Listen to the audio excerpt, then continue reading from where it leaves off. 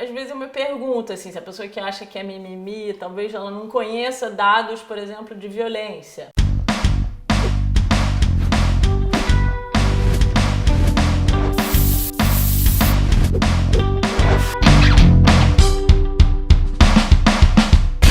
Yay! Mais um Papo Cabelo aqui no canal da Sala Online com uma convidada muito especial. Eu tô com a Antônia Pellegrino, que é autora, roteirista de cinema e de TV, ela tem um blog, ela faz muitas coisas e é uma das principais vozes do feminismo no Brasil hoje em dia. Obrigada por você estar aqui. Obrigada a você pelo convite. Eu tô muito ansiosa por essa nossa conversa, acho que eu tenho muitas dúvidas pessoais pra tirar e eu acho que é isso, né, que a gente estava conversando aqui, a gente tá num momento do mundo quase que de reaprendizado, né? E eu acho que o feminismo entra muito nisso. Então me conta como esse assunto entrou na sua vida. Eu acho que eu sempre fui feminista, assim, sem me dar conta que eu era feminista, sem ter toda a leitura que eu tenho hoje. Aquela coisa da menina que tem um certo desajuste porque é meio comum, né? Uhum. Então, sei lá, tem menina que vai jogar futebol, tem menina que vai se comportar no relacionamento, né, no que a gente entende como sendo um padrão mais masculino, que preza a sua própria liberdade, enfim. Então, quando eu comecei a ver o movimento feminista acontecer no Brasil, assim, mais ou menos ali por volta de 2014, 2015, é muito recente. Falei, uau, descobri minha turma. Então era isso. Eu não sabia. E quando isso é um momento que eu acho meio um portal, né? Então tem toda uma bibliografia, então tem uma cinematografia, então tem um monte de pessoas para seguir na rede, então tem todo um repertório que, enfim, eu mergulhei nele, aí juntando, né, com as vivências, outros repertórios, e esse passado que eu considero meio de uma feminista selvagem, assim, aí formam quem eu sou dentro desse campo. Me fala o que é feminismo? É uma luta, assim, por igualdade de gênero, igualdade de oportunidades, igualdade de tratamento no mundo. Então, quando as pessoas falam, mas você é feminista, você quer mandar em homem. Não, não é isso. Eu sempre brinco assim que os homens, se tivessem que viver no nosso lugar de mulher, não iam aguentar 15 minutos. Porque a própria leitura meio apavorada do que é feminismo, né, de que feminismo seria uma inversão, portanto, essa inversão ela é intolerável, já é uma fantasia paranoica que entende que não é fácil viver essa mesma opressão. Exatamente. Então, assim, basicamente é a gente tentar estar no mundo de uma maneira igual, com os mesmos direitos, as mesmas oportunidades, o mesmo respeito. Eu acho que essa é uma forma bem simples e básica do que é essa nossa luta. É uma luta por igualdade. É o mínimo. É o mínimo. O que a gente pode fazer no nosso dia a dia? Eu não sou uma profunda conhecedora do feminismo, eu não estudo feminismo, mas eu me considero uma pessoa feminista a partir do momento em que eu luto pra não ter que nada, né? Mas o que a gente pode fazer no nosso dia a dia, assim, pra ser mais feminista? Pra difundir melhor o feminismo? O que a gente pode fazer, praticamente? Eu acho que, assim, aquelas pequenas coisas que durante muito tempo a gente aturou, meio com um sorrisinho amarelo, sabe? Aquele galanteio nojentinho do cara do seu trabalho, que você, pra não comprar uma briga, meio passou pano, entendeu? Saiu da sala, deu um sorrisinho amarelo. Assim, não. Acho que saber colocar as pessoas nos espaços delas, né? O Brasil tem uma certa dificuldade com isso, que é um impessoalizar um pouco as coisas, assim. Eu não tenho que ouvir certas coisas. Tá linda, hein? Nossa! Não tenho que ouvir isso no meu ambiente de trabalho. Não tenho. Então, assim, acho que manifestar esse incômodo é uma coisa que a gente passou a fazer muito recentemente, né? A coisa do não é não. É muito difícil. É tão difícil. É super difícil. Gente, não é não. Respeita, é isso. Assim, não é basicamente falar sobre respeito. Então, eu acho que a gente tem que falar e tem que se colocar quando nos incomoda, mesmo que seja difícil. É muito louco pensar que a coisa toda tem sido levado cada vez mais a sério porque tá surtindo efeito, né? Então eu acho que todo esse movimento, que é isso, de não se calar, não aceitar mais, faz com que a coisa toda se torne real, né? Então, por exemplo, no meu dia a dia, hoje eu sinto, às vezes, receio do homem de falar alguma coisa. E aí eu tenho vontade de falar, deu certo. Sabe, assim, tá dando certo, tá funcionando. E que tipo de avanço você acha que esses movimentos, e agora falando principalmente sobre o feminismo, que tipo de avanço você acha que a gente já conseguiu na nossa sociedade, assim? A forma como a gente, né, as mulheres aprenderam a lidar com a rede para colocar suas demandas, colocar suas agendas, colocar suas vozes, as suas posições, é uma conquista enorme e é uma conquista, né, dessa geração de feministas. Não à toa, os haters têm um perfil muito masculino, branco, escolarizado, né, tem uma atuação muito focada nessa estratégia milenar de silenciamento de mulheres. E a gente resiste e fala, e cada vez tem mais mulheres falando. Isso eu acho que é um ponto muito positivo. Eu acho que a gente teve avanços enormes. Por exemplo, a palavra assédio não era uma palavra que a gente falava até 5 anos atrás. Exatamente. A gente colocou várias palavras no vocabulário diário. Exatamente. Desde 2014, 13, 14, exatamente. E palavras que a gente sabia que existia, mas não entendia muito bem o significado e que agora, né, se fazem presentes no nosso dia a dia mesmo. Começa a ter legislação sobre assédio. Exato. Então, assim, isso é uma conquista do movimento feminista para todas as pessoas, mulheres, homens, mulheres antifeministas, entendeu? Isso é uma conquista para todo mundo. Vamos falar sobre isso? Mulheres antifeministas. Como lidar com isso? Porque é assim, quando eu tô lidando sobre esse assunto com um homem, pra mim é mais claro, tá? É mais claro. Claro. Mas e quando é com uma mulher? Como é que faz? É sério. Me dá vontade de falar. Cara, eu acho que tem uma questão estética do feminismo que eu acho que muita gente não compra. Né, as manifestações, o peito de fora, a criança no colo, a amamentação na rua. Tem uma coisa estética que é um pouco agressiva para algumas pessoas. Aí tem uma outra camada, que aí já é a fake news, que é, por exemplo, imagens de feministas defecando em igrejas durante o protesto do Ele Não. Isso nunca aconteceu. Isso são imagens, sei lá, não sei aonde essas fotos foram tiradas, mas isso nunca aconteceu no Brasil. No entanto, essas imagens circularam muito.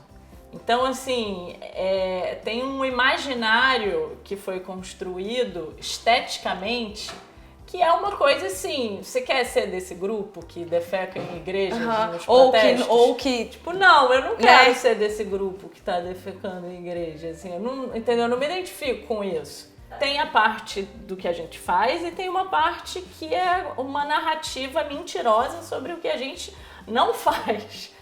Então tem um problema estético, que eu entendo que para algumas mulheres que se reconhecem como mais conservadoras é um pouco chocante. E que possivelmente não são pessoas que são a favor da mulher estar em casa ou são a favor de salário desigual, entendeu? Se você for qualificando um pouco a conversa, talvez você vai encontrar um monte de pontos em comum. Então, por exemplo, você vai falar, né, seu título vai incluir a palavra feminismo, por exemplo, possivelmente nos comentários vai ter um monte de coisa negativa, porque a palavra atrai. Então tem um monte de questões aí que fazem com que a palavra feminista hoje tenha se tornado um sinônimo de mimizenta. Eu ia falar isso. Às vezes eu me pergunto, assim, se a pessoa que acha que é mimimi, talvez ela não conheça dados, por exemplo, de violência. Por que a violência contra a mulher, ela é estrutural? ela é estrutural porque tem uma visão masculina de que a mulher, né, é a minha mulher, é a minha esposa, né, ela pertence a mim. No momento em que você se casa e você, né, não você ou eu, mas enfim, Sim. tradicionalmente, mulheres se casam e perdem o sobrenome e ganham o sobrenome do marido, tem uma transmissão de posse aí. Você é literalmente entregue. Exatamente. Você é literalmente entregue no altar. Exatamente. Quando seu pai te conduz até o seu marido e você solta o bracinho dele. Agora você não é mais minha, agora é dele, né? Exatamente. Aí você muda o nome. Então é uma transmissão de propriedade. Originalmente, no arquétipo, é isso. Então, assim, você de repente virar e falar, eu quero me separar, né? Às vezes isso é lido como, não, você não tem esse direito, porque você é minha. E aí você é alvo de porrada, do que quer que seja, né? A violência doméstica no Brasil Os índices são Os muito índices altos. são E achar, se expressar dizendo que isso é um mimimi, não pode ser outra coisa que não falta de conhecimento de dados, né? Porque hoje em dia a gente tá nesse vício frenético da rede de bate-pronto, você tem que ter resposta pra tudo. E opinião pra tudo. E opinião pra tudo. E não tem que ter opinião pra tudo, nem resposta pra tudo. E é interessante ouvir, né? É fundamental ouvir. A rede, ela não é só um lugar de fala, ela é um lugar de escuta. Criou-se um mito, alguns mitos em torno do feminismo, né? Feminista não gosta de homem, feminista odeia homem, feminista quer ocupar todos os lugares do homem, enfim, tem vários mitos. Feminista não se depila, umas coisas absurdas. A gente consegue aqui numerar alguns desses mitos e dizer não são verdades? Acho que as coisas da depilação, que é uma coisa que as pessoas ficam falando tanto, como se feminismo fosse sobre pelo. Feminismo não é sobre pelo.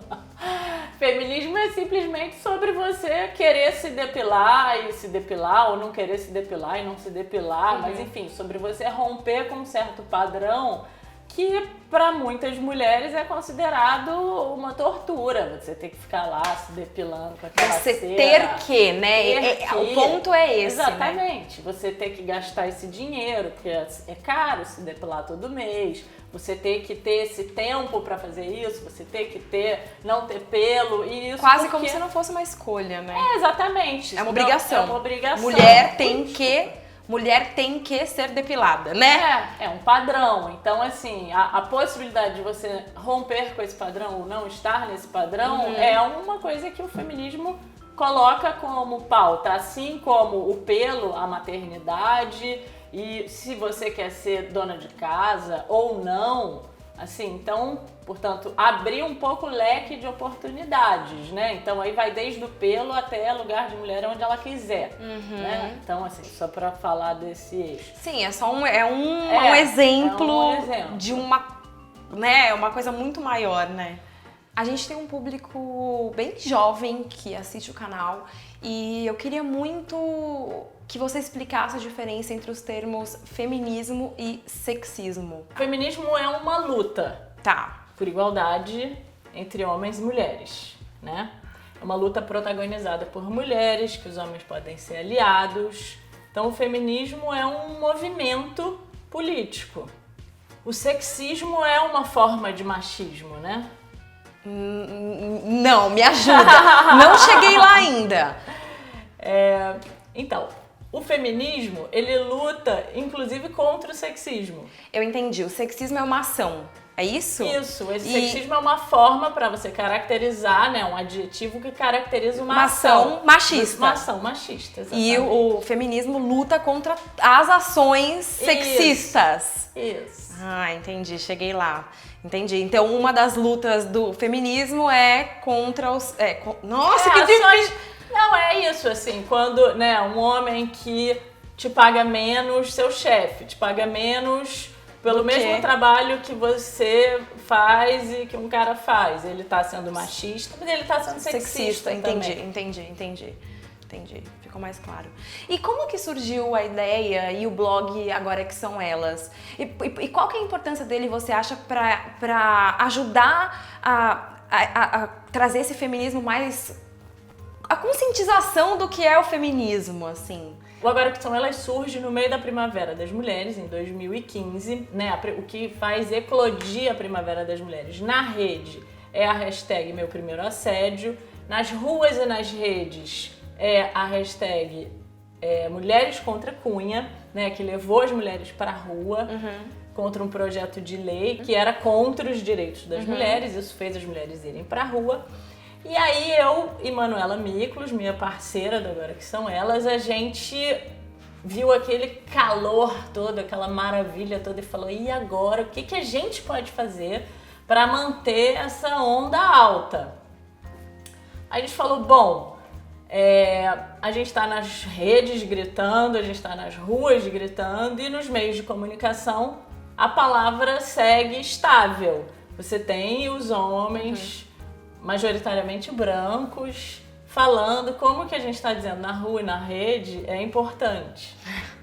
Então, que tal se a gente tomar a palavra? Por uma semana, numa ação de guerrilha, a gente começou a ligar para os nossos contatos e falar, olha só, a gente vai ocupar a sua coluna essa semana. Uau. Então, a gente fez uma ocupação dos meios de comunicação. A gente começou ocupando coluna do Gregório do Vivier, a gente ocupou o Contar do Caligari, Jean Willis, Merval Pereira. Foi assim, muita gente se mobilizou e aí teve, né, o que a gente conseguiu e os espaços que as próprias pessoas foram entrando naquela onda daquela semana, foi parar na bancada do Jornal Nacional. Bom, diante daquilo, o fruto maduro foi a Folha de São Paulo nos convidar para ter esse blog, que a gente propôs que fosse um blog curatorial, que a gente pautasse, né, mulheres para escrever sobre não só temas que fossem relevantes nas conjunturas ali, a cada semana e tal, mas que a gente achasse interessante pautar também. Então é um blog de curadoria, onde a gente convida mulheres a escrever.